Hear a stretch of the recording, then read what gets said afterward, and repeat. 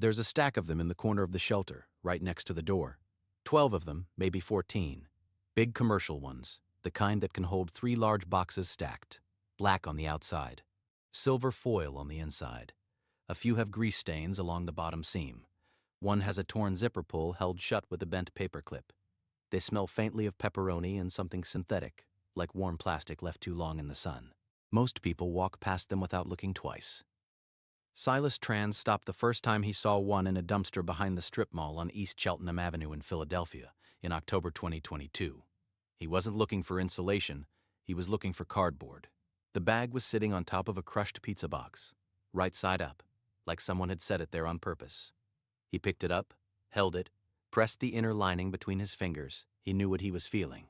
He'd spent 11 years cutting sheet metal for commercial kitchen ventilation at a fabrication shop called Apex Duct Solutions, out of Northeast Philly, and the one thing 11 years of cutting metal teaches you, if it teaches you nothing else, is what materials can and can't do. You learn to read the spec sheets. You learn what stops heat and what doesn't. You learn the difference between insulation that keeps something inside and insulation that reflects something back. That foil inner lining wasn't decoration. It was doing something. He took the bag. Silas grew up in South Philadelphia, third kid, Vietnamese-American family. Father worked in restaurant supply. He'd done okay for a long time. Steady job, apartment in Kensington, a truck that ran. Then 2020 hit the way it hit a lot of people in fabrication.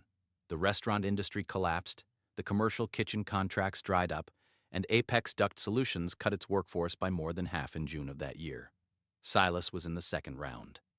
He had savings, about $6,400, and he stretched it, paid rent through November. Looked for work through the winter, got a few months of gig work, delivery driving, but the transmission on his 07 Silverado went in March 2021, and that was basically it. Repair would have cost more than the truck was worth. He was in a shelter on Lehigh Avenue by April 2021. He left that shelter in August, for reasons that don't matter here except that leaving was the right call. He found a spot, a section of covered loading dock behind a closed-down furniture warehouse on Frankfurt Avenue, where the dock roof extended far enough that rain didn't reach the back corner. He was 41 years old. He'd been in construction fabrication for over a decade. He understood exactly how heat moved. That understanding was about to matter.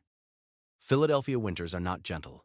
The city sits at the right latitude to get the worst of both directions. Cold air from the northwest, wet air from the ocean, and a wind that cuts across the Delaware River and arrives at your position with everything it has. In January 2022, there were 4 nights in a row where the temperature dropped below 12 degrees Fahrenheit.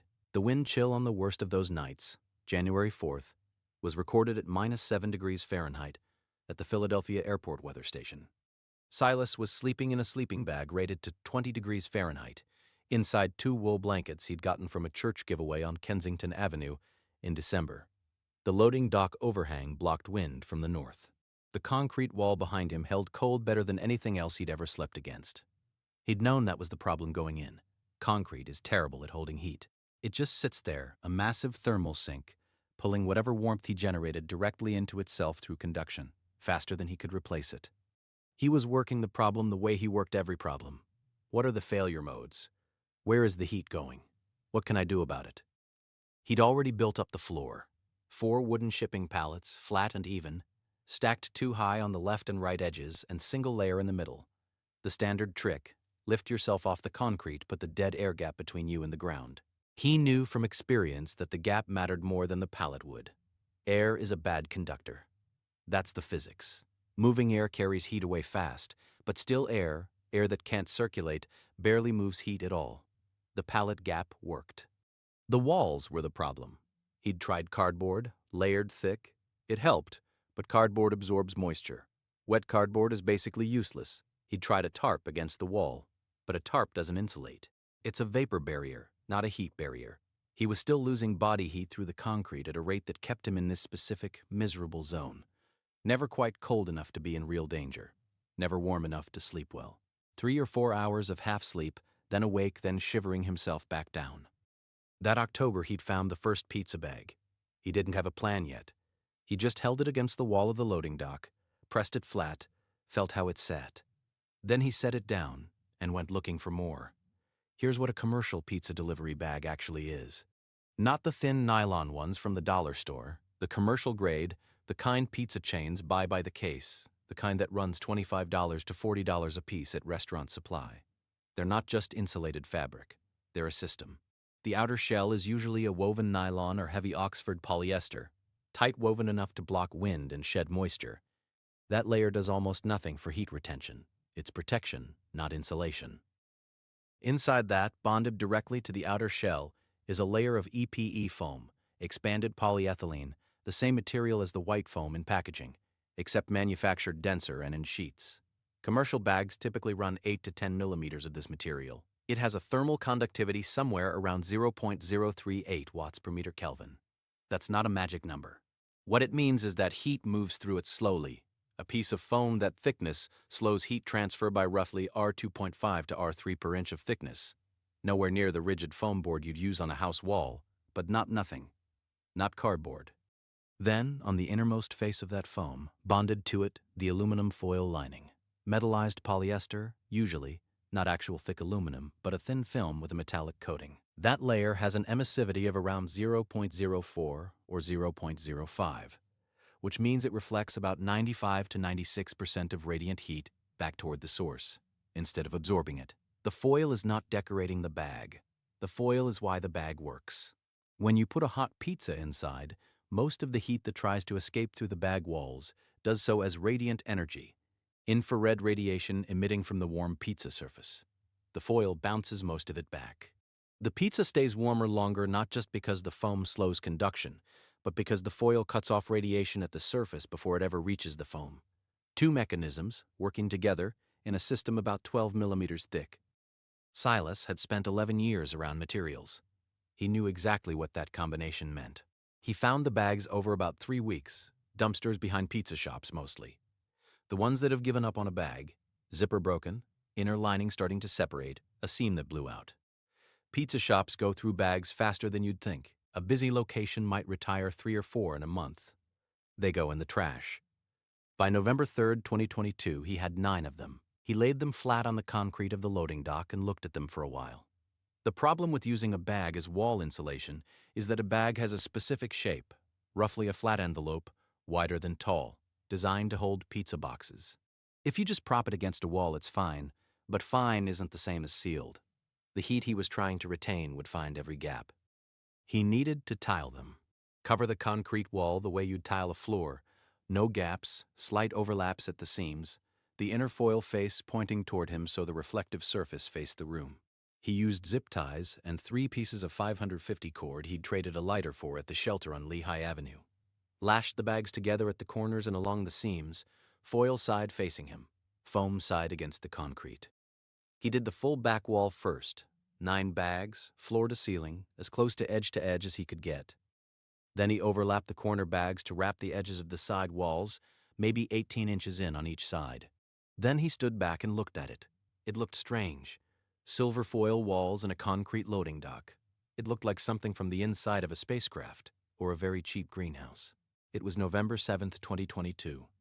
The temperature that night dropped to 27 degrees Fahrenheit. He woke up at 4:47 in the morning. He remembered the time because he checked his phone. An old prepaid he kept charged at the library on Torresdale Avenue, kept off most of the day to save the battery. He was warm. Not just not cold. Warm. He'd been asleep for 5 straight hours, which hadn't happened in months. He was sweating slightly inside the sleeping bag. He sat up and thought about it. The foil-lined wall behind him had been reflecting his own radiated body heat back at him for hours. Instead of that heat pushing through the concrete and disappearing into the wall and then into the November air on the other side, it had bounced. He was sleeping inside a reflective cavity, and the cavity was keeping his own warmth close. This is what the foil does in the bag. This is exactly what it does. It doesn't generate heat. It doesn't add heat. It just refuses to let heat leave. And when you're the heat source, when your own body is putting out roughly 250 to 300 BTUs an hour, just by existing, by doing nothing more than breathing and having a temperature, refusing to let that heat escape is the same as turning up the thermostat. He fell back asleep. By December, he had 14 bags. He'd found 3 more behind a Little Caesars on Frankfurt near Cottman, and 2 from a closing restaurant supply shop on Aramingo Avenue that was putting old stock on the curb. One of the Aramingo bags was still in shrink wrap, never used. He peeled the wrap off slowly, like he was opening something valuable, which he was. He reconfigured the wall coverage. 14 bags were enough to do the back wall at double thickness. 2 layers, offset so the seams on the inner layer didn't line up with the seams on the outer layer. The outer layer foam side out, inner layer foil side in.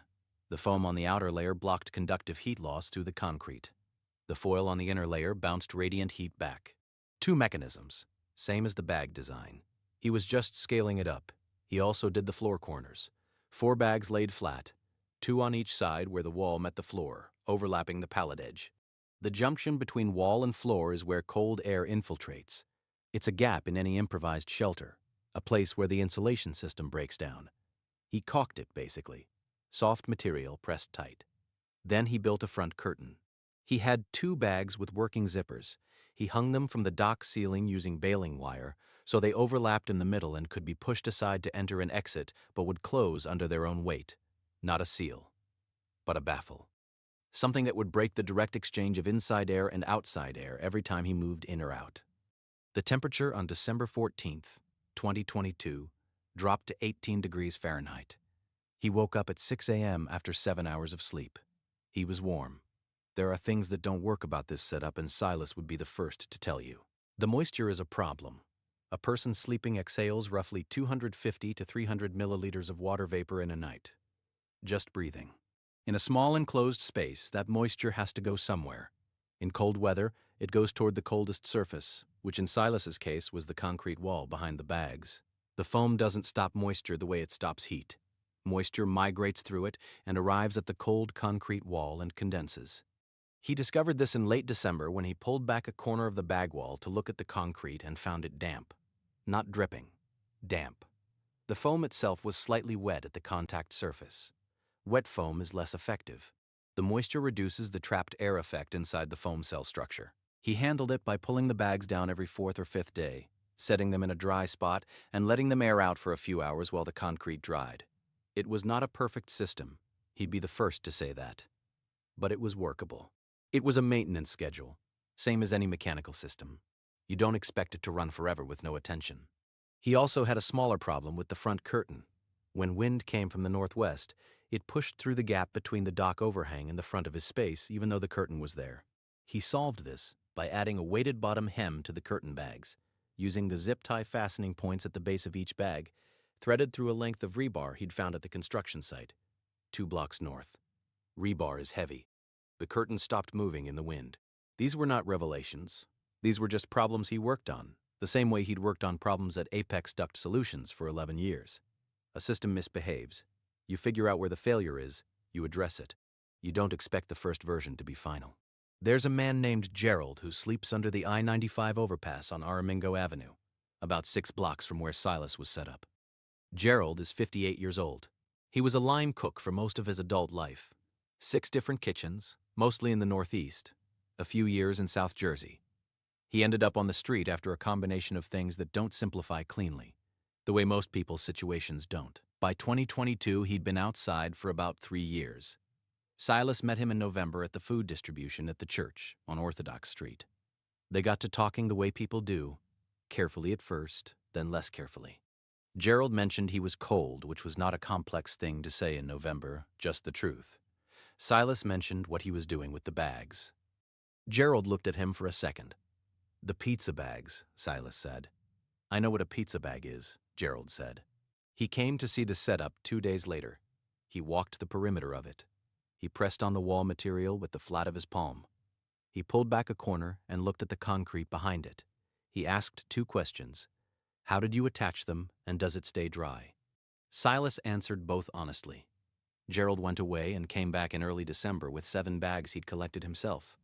2 from behind a Pizza Hut on Aramingo, 3 from a trashed pile behind a restaurant on Castor Avenue, 2 more from a convenience store that had apparently been selling some kind of insulated bag alongside its food delivery. Those 2 were smaller, not pizza bag-sized, but they had the same construction. EPE foam inside, foil lining facing in.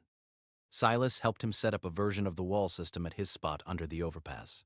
The overpass situation was different. There was no back wall, just 1 concrete pillar and the bridge deck above. They worked with what was there, wrapped 2 bags around the upwind side of the pillar. Used the overpass deck as the ceiling by hanging a row of bags from it with wire, creating a dropped ceiling just above head height. Reduced the air volume Gerald was trying to heat with his own body from something enormous to something manageable. The results were less dramatic than at the loading dock, less enclosed, more wind exposure. But Gerald told Silas in January that he'd had 3 nights that month where he'd slept through to morning without waking up shivering. 3 nights out of 30 isn't everything, but it's not nothing either. January 22-30 in Philadelphia ran cold through most of the middle of the month. The stretch from January 9th through the 13th brought temperatures that didn't get out of the teens during the day and dropped to 8 degrees Fahrenheit on the night of the 11th. The wind chill that night was measured at minus 12 degrees Fahrenheit at the airport. Silas had 14 bags on the walls, 2 layers deep in back, single layer on the sides, the curtain with the rebar hem at the front. He had his sleeping bag, a wool sweater worn to bed, the 2 wool blankets. He had a small propane hand warmer he'd gotten from a thrift store on Frankfurt Avenue, a Mr. Heater F21510, the small one, the pocket-sized canister type, that he ran for about 45 minutes before sleeping to get the air temperature in the space up a little, then shut off. He had a carbon monoxide detector, battery-operated, that he'd gotten from a giveaway at a shelter support organization on Kensington Avenue in November. The CO detector was non-negotiable. He'd been emphatic about this with Gerald. On the morning of January 12th, overnight low 8 degrees Fahrenheit, wind chill minus 12, he woke up at 5:30 a.m. He had a small dial thermometer zip-tied to the pallet frame at head height, bought for $1.25 at the Dollar Tree on Frankfurt. It read 41 degrees Fahrenheit. Outside was 8 degrees Fahrenheit. Inside was 41 degrees Fahrenheit. That's 33 degrees of difference. With 2 layers of pizza bags, a sleeping bag, and his own body as the only heat source that had run through the night, he took a picture of the thermometer with his phone. He thought about the math sometimes in the evenings, the way you think about things when you have a lot of time and a problem you've already solved, and there's nothing else demanding your attention. What was actually happening in that 12-millimeter wall material? The foam layer facing the concrete wall was blocking conductive heat transfer. Heat trying to move from the warm interior air through the wall and into the concrete. That's conduction. It's just molecules vibrating and passing energy to the next molecule. And the foam slows it down because the molecules in the foam structure can't vibrate freely.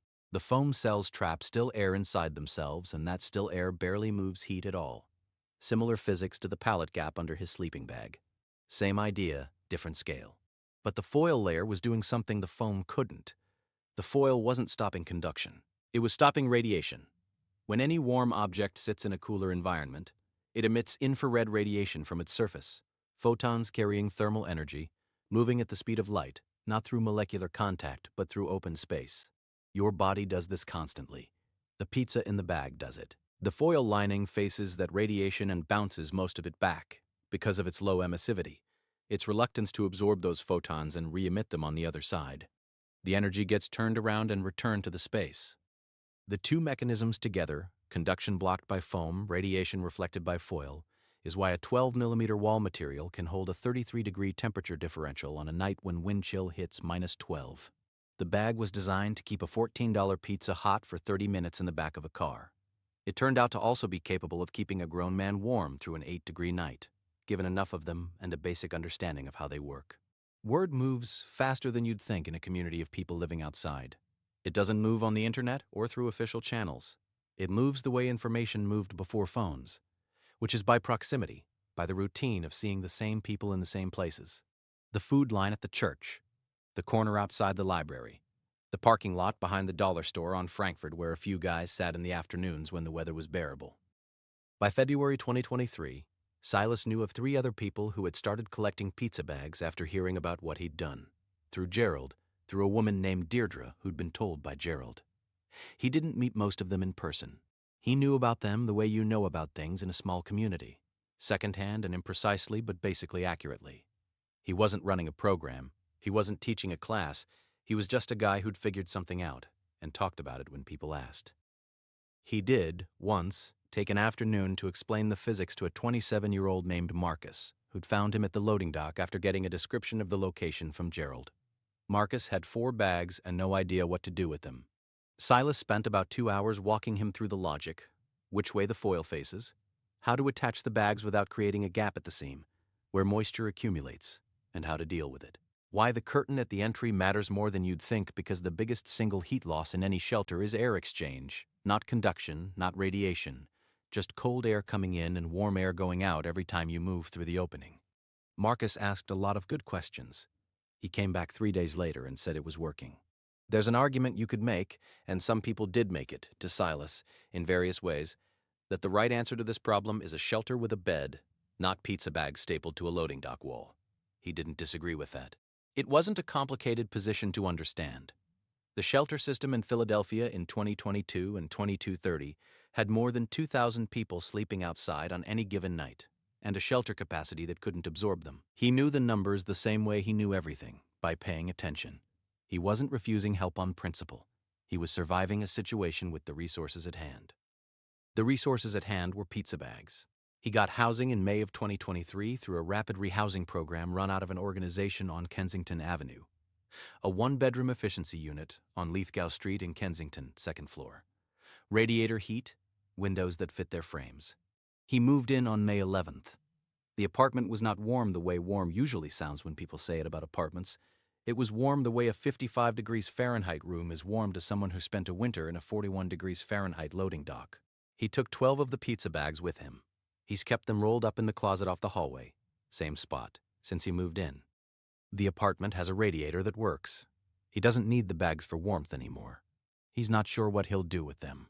When the reporter from the neighborhood paper, the same one that runs the police blotter and the school board meeting summaries, asked him that in August, he thought about it for a minute. "I might give them to Gerald," he said. Gerald was still under the overpass on Aramingo, still there in October 2023, the last Silas checked. The bags would have been useful. Here's the thing about how heat actually moves. There are 3 ways it goes: conduction, convection, and radiation. Conduction is molecule-to-molecule contact. Convection is moving air or fluid carrying heat from one place to another. Radiation is photons. Every insulation problem is just a question of which of those 3 mechanisms is doing the most damage in your specific situation, and what you can put between yourself and that mechanism. In a concrete loading dock in Philadelphia in January, with an 8 degrees Fahrenheit overnight low and a -12 wind chill. Conduction through the concrete wall is the obvious problem, and people solve it the usual way: put something between you and the concrete. Cardboard works. Foam works better. Convection from cold air infiltration is the second problem, and people solve it with curtains, with tarps, with anything that creates a barrier at the entry point and stops cold air from coming in every time you move. Radiation is the third problem, and almost nobody thinks about it. Your body is a radiator. You're a 98-degree object sitting in a 20-degree environment. You're putting out infrared photons in every direction constantly, and in most shelter situations, most of those photons just go into the walls and the ceiling and the ground and disappear. The walls absorb them. The concrete absorbs them. You can't get them back. Unless the wall is made of foil. Pizza shops figured this out because their economic problem is preserving heat across a 20-minute car ride. They built a bag that solves that problem using the cheapest available combination of foam and foil that does the job adequately. They're not trying to insulate a sleeping space. They're trying to get a pizza across town without losing more than 15 degrees of temperature. The bag is engineered to the minimum viable standard for that purpose. But the physics doesn't care what the original purpose was. The foam is foam, and the foil is foil, and the heat goes where the physics says it goes, regardless of whether the object being kept warm is a 14-inch pizza or a 41-year-old man from South Philadelphia who used to cut sheet metal ducts and now knows more about thermal management than most people who've ever thought about it. He still works. He got a job at a restaurant supply warehouse on Delaware Avenue in October 2023. Forklift operator. 38 hours a week, same kind of work he'd done in adjacent forms for years. The job came from a connection made through the rehousing program, through a case manager named Tanya, who knew someone at the warehouse. He works the Tuesday-Saturday shift, 6 a.m. to 2:30 p.m. He passes a pizza shop on his walk to the bus stop. Most mornings there are delivery bags hanging on a hook inside the door, right by the entrance, charging up or drying out or just waiting for the next driver. He looks at them the way you look at something that taught you something. There's a specific kind of knowledge that only comes from being in a specific situation, not from reading about it, not from being trained on it, from being cold for enough nights in a row that you stop treating the cold as a condition and start treating it as an engineering problem. Silas wasn't doing anything exotic. He was applying what he already knew to the materials he had access to, in the place he was. The material happened to be exactly right for the problem. The foil happened to be there. The foam happened to be there. They happened to be in the dumpster behind the right pizza shop at the right time. He picked it up because he knew what he was looking at. Most people wouldn't have known. Most people never need to know. They live in buildings with insulated walls, radiant barrier house wrap under the siding, vapor barriers in the attic, engineered thermal envelopes built by people who do nothing else. They're surrounded by the same physics Silas was fighting with pizza bags, and they never have to think about it because someone thought about it for them before they moved in. The pizza bag is just the honest version of that system. Everything exposed, nothing hidden inside a wall. Foam you can touch, foil you can see. The same mechanisms, no different. 14 of them, tiled and overlapped foil side in, on the back wall of a covered loading dock on Frankfurt Avenue. 8 degrees Fahrenheit outside, 41 degrees Fahrenheit inside. Silas Tran, 41 years old, South Philadelphia. He knew what he was looking at.